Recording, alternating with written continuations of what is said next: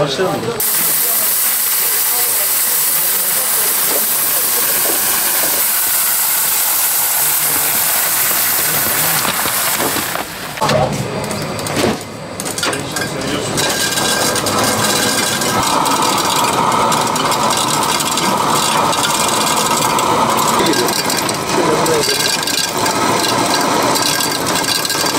Böyle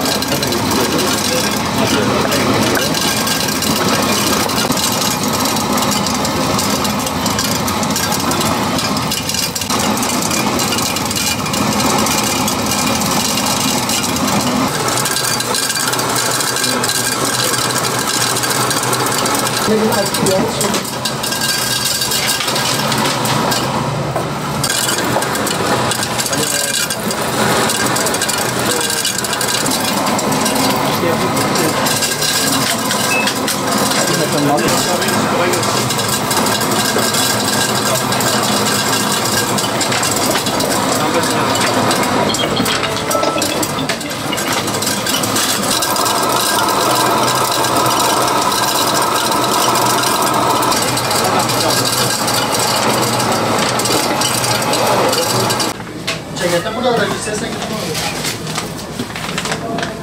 Bak.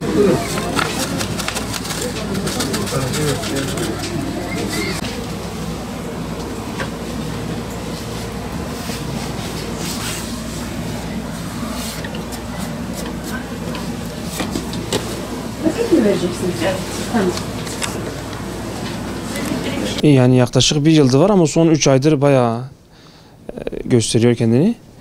Mahsul azlığından kaynaklanıyor. Gerçi arz talep meselesi de söz konusu. Talep arttıkça arz da kendini gösteriyor. İşte bayağı kahve son 3 yıldır özellikle bayağı kahve kültürü de oluştu. Onun yanında lokum, drajı çeşitlerimiz de bayağı yanında tek başına içmiyorlar mesela beraber tüketiyorlar. Yani bir yıl önce 200 civarıydı. Şu an 500 lira ortalama fiyatı.